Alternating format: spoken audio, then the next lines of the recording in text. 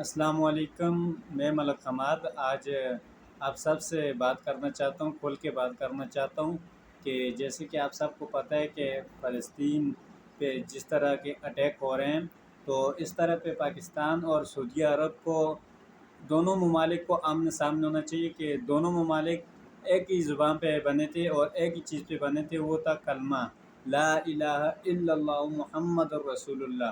آج ہمارے بیت المقدس اور مسجد الاقصی کی بے حرمتی کرنے والے یہودی جو لوگ ہیں، اور ان کے خلاف ہم کو صف اول میں ہونا چاہیے۔ ہم اپنے بیان ہی نہیں دے رہے ہیں، ہم امریکہ کے غلام نہیں ہیں۔ میں دو ٹوک میں بات کرنا چاہتا ہوں۔ جنرل عاصم منیر صاحب، خدا کے لیے آپ حافظ ہیں، آپ ایک سخت بیان دے دیں اسرائیل کے خلاف۔ خدا کی قسم ہے، اسرائیل کبھی بھی غزہ کی پٹی کی طرف دیکھے گا بھی نہیں انشاءاللہ۔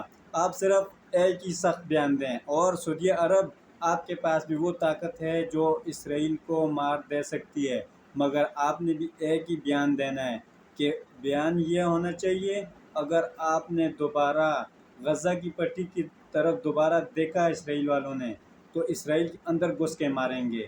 تو یہ بیان ہونا چاہیے دونوں ممالک کا، تو انشاءاللہ اللہ تعالیٰ کی برکت سے کبھی بھی اسرائیل والے ہمارے غزہ کی طرف نہیں دیکھیں گے۔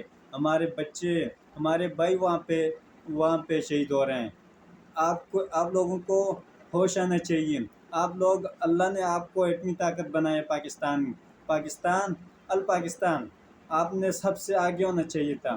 فلسطین عوام کی جو خواہش تھا، وہ کہہ رہا تھا کہ پاکستان ہمارا مدد کرے گا، سب سے پہلے اللہ کرے گا، اللہ کے بعد پاکستان کرے گا۔ تو پاکستان والوں، اللہ کے لیے تھوڑا سا ایک سخت بیان کا ضرورت ہے آپ کے لیے۔ آپ ایک سخت بیان دیں گے، امریکہ بھی ڈر جائے گا انشاءاللہ۔ اور سعودی عرب والے بھائی، سعودی عرب کی جو گورنمنٹ ہے اور پاکستان کی جو گورنمنٹ ہے، یہ دونوں نے ایک سخت بیان دینا ہے انشاءاللہ۔